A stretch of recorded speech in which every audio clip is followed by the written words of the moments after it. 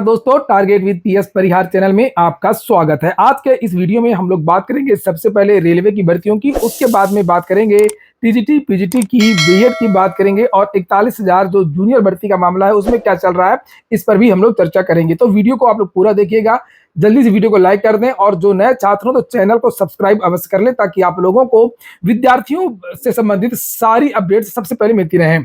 आगे बढ़ने से पहले एक सूचना है उन विद्यार्थियों के लिए जो विद्यार्थी बिहार बीएड एंट्रेंस एग्जाम की तैयारी कर रहे हैं। इस समय बिहार में बीएड के आवेदन भी चल रहे हैं। यहाँ पर देख सकते हैं कि ये बिहार बीएड की बेस्ट बुक है जो कि चक्षु प्रकाशन की है और इसमें सारा का सारा सिलेबस कवर किया गया है, चाहे वो जनरल इंग्लिश कंप्रीहेंशन हो, हिंदी हो, सामान्य ज्ञान हो, तार्किक एवं विश्लेषणात्मक तर्क शक्ति हो, विद्यालय में शिक्षण अधिगम का वातावरण वाला पोर्शन। इसमें 2100 से ज्यादा महत्वपूर्ण और संभावित प्रश्न दिए हुए हैं। 6 सॉल्व पेपर भी आपको इसी पुस्तक में देखने को मिल जाएंगी।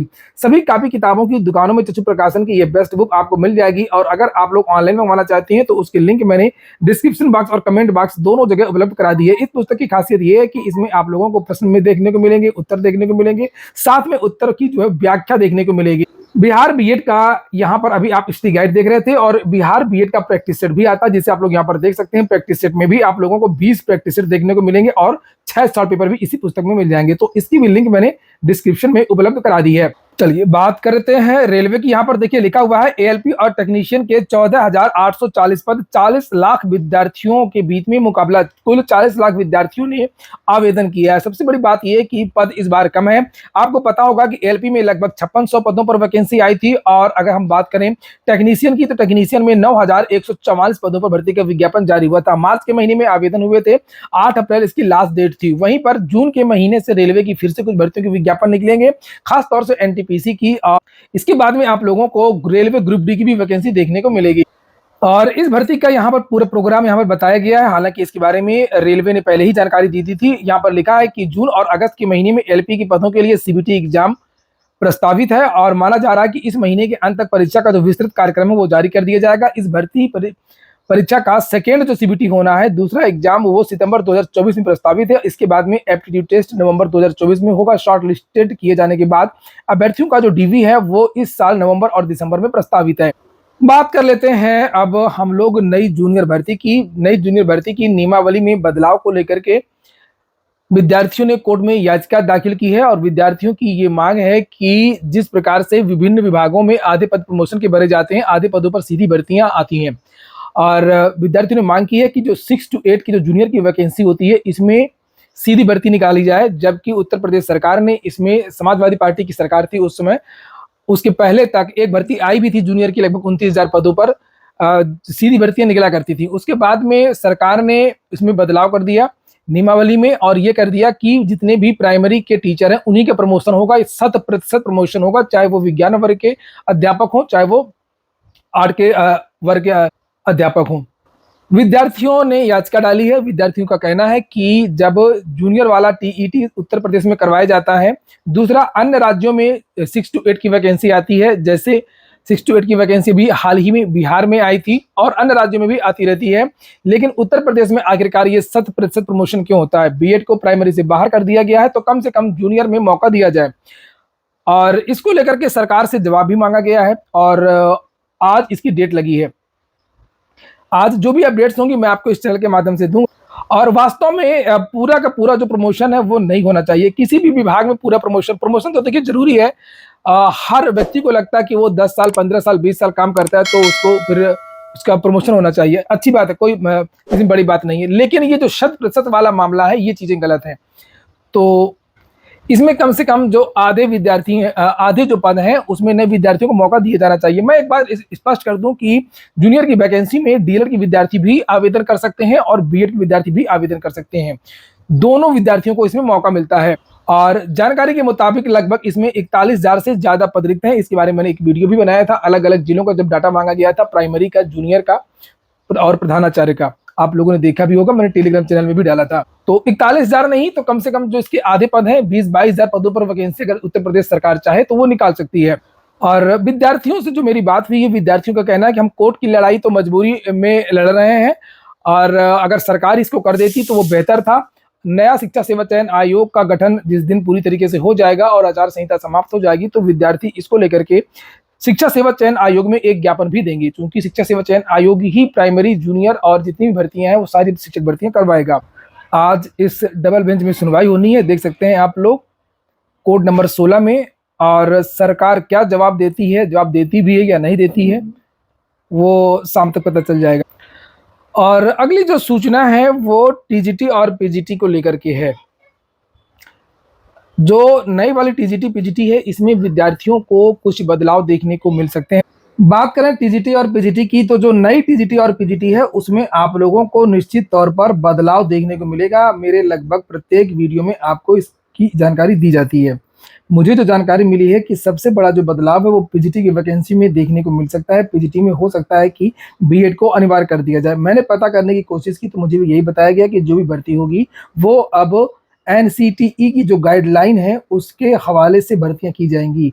और अभी तक जो भर्तियां होती थी वो 102 साल पुराने कानून के मुताबिक होती थी। जो माध्यमिक शिक्षा सेवा चयन बोर्ड के द्वारा जो भर्तियां होती थी उसमें बहुत सारी ऐसी डिग्रियां मान्य थी जो लाहौर की पाकिस्तान के विद्यालयों की थी, लेकिन जो यहाँ की नई संस्थाएं वहाँ की डिग्रियां यहाँ पर मान्य नहीं थी। और दो प्रकार की नियमावली होती है। एक नियमावली वो जो आप लोगों ने देखी है, जो ड्राफ्ट है चयन नए शिक्षा सेवा चयन आयोग का, कि चयन आयोग किस तरीके से काम करेगा। जुलाई के महीने में अधियाचन आएगा, पदों की गणना होगी, मार्च तक भर्ती पूरी करा करके जो नियुक्ति की प्रक्रिया वो शुरू कर दी जाएगी। जब रिटायर हो जाते हैं अध्यापक, प्रत्येक वर्ष भर्ती आएंगी। इस तरीके की बहुत सारी जो चीजें हैं वो नए ड्राफ्ट में कही गई हैं। और बोर्ड की जो मीटिंग है वो किस दिन होगी, अध्यक्षता कौन करेगा, चेयरमैन नहीं होंगे तो किसको जिम्मेदारी दी जाएगी, ये सारी जो चीजें वो बताई गई हैं कि कितने चेयरमैन के साथ में कितने सदस्य होंगे और कौन कौन से अधिकारी होंगे, किसी क्या जिम्मेदारियां वगैरह। ये नियमावली जो है, जो आप लोगों ने देखी है वो है शिक्षा सेवा चयन आयोग की। और एक जो दूसरी नियमावली है वो आप लोगों ने नहीं देखी होगी।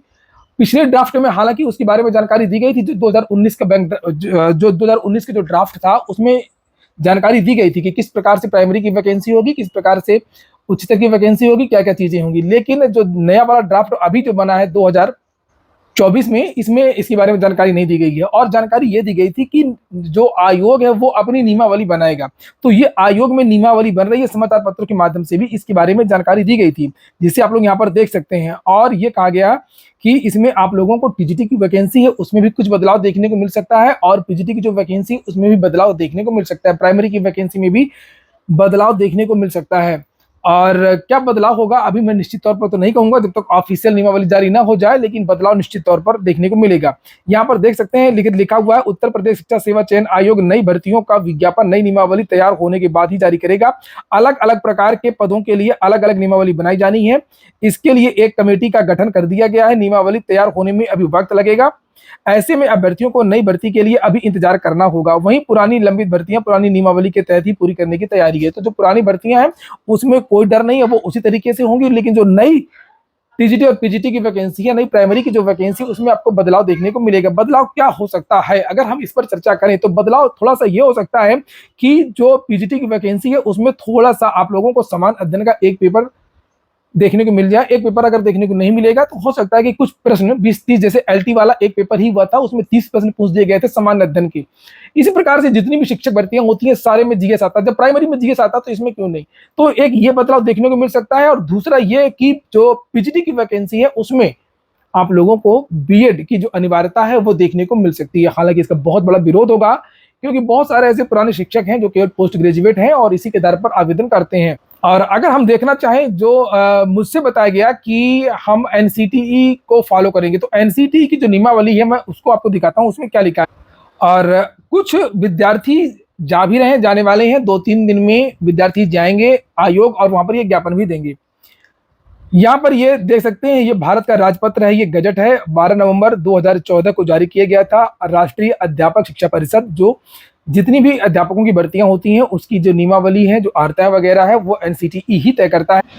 और ये अगर आपको चाहिए तो ये मैं अपने टेलीग्राम चैनल पर डाल दूंगा, तो आप लोग वहां पर जाकर के इसको देख सकते हैं। तो यहाँ पर पूर्व माध्यमिक, प्राथमिक वगैरह के बारे में आर्ताएं नीचे बताई गई हैं। और मैं आपको यहाँ पर आर्ताएं दिखाता हूँ। ये जूनियर का है, ये टीजीटी का है, जिसमें 50% प्लस बीएड की बात की गई है। और नीचे आप आएंगे यहाँ पर तो ये है आपका उच्च माध्यमिक इंटरमीडिएट।